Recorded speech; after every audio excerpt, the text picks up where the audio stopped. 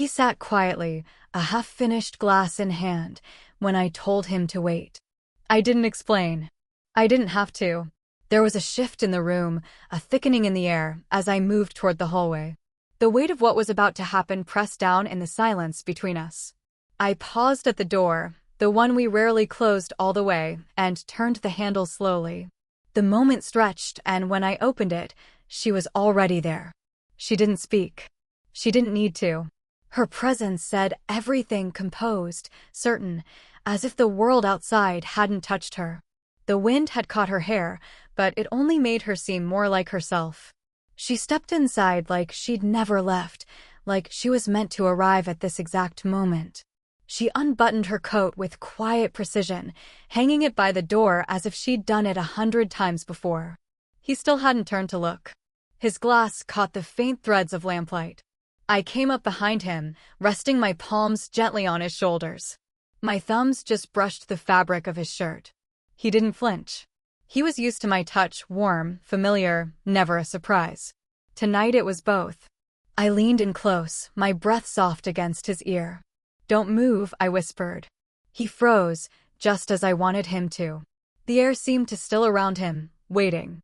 One hand still held the glass, though now it tilted slightly, forgotten. His body tensed just enough to show he was alert, ready but still. I walked away, my heels barely whispering across the rug. The quiet stretched longer with each step. At the hallway door, I paused, my fingers curled around the edge of the frame. Then, slowly, I opened it wider. She stepped through. No sound. No hesitation. Her eyes met mine with a knowing glance, something ancient and wordless. We didn't embrace, not yet. She passed him first, brushing her fingertips along the back of the couch as she moved behind him. He didn't turn. I saw the effort it took him not to. That was good. She came to me. Her cheek grazed mine, not a kiss, just a question.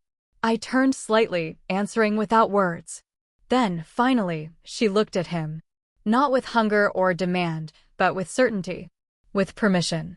I sat back down beside him. Our arms touched lightly. I crossed one leg over the other, letting my skirt shift across my thighs. My hand rested near his, not quite touching. Still, we said nothing. He understood now why I'd told him not to move. She moved closer, slowly, purposefully, and sank to the rug before him. Graceful. Controlled. She lifted a hand, took his fingers in hers. No tug. No pressure. Just contact. He didn't pull away. I reached for his other hand, guiding it gently to rest on my leg. The warmth wasn't just from touch, it was from everything we'd been holding back. Now he was caught between us. She looked up at him, her gaze unwavering. With her free hand, she tucked her hair behind her ear, every movement deliberate. She unclasped her earrings one by one and placed them carefully on the table beside us. Not as an act of seduction, but of preparation. She wasn't undressing. She was arriving. Her blouse shifted as she adjusted it, barely, modestly, sending a signal, not a display. Then she leaned in, her forehead touching mine. No kiss. Just stillness.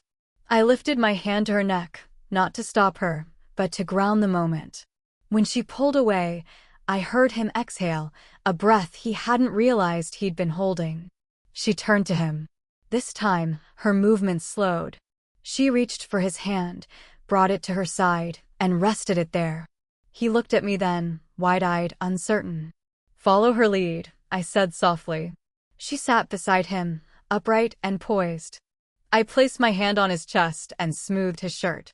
"Just enough," I whispered. Then, she leaned in again. Not a kiss, just contact. Forehead to forehead. Breath to breath. He didn't move. He didn't need to. The room was dense now. Not heavy, but full, thick with everything we weren't saying. He lifted a hand, fingers closing around the fabric of her sleeve, not to draw her closer, just to feel anchored. She pulled back slightly, eyes never leaving his.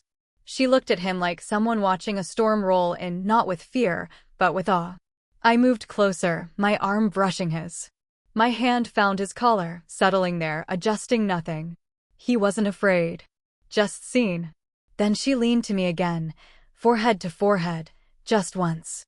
A small, grounding gesture. His body remained still, but the rise and fall of his chest said everything. She leaned in toward him one final time. His leg twitched, then settled. I came around behind him, lightly resting against his back. I didn't enclose him. I surrounded him. We both did. No words passed between us. None were needed.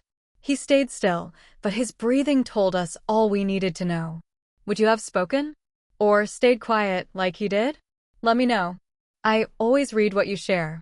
And if this moment stayed with you, don't forget to like, subscribe, and come back for more.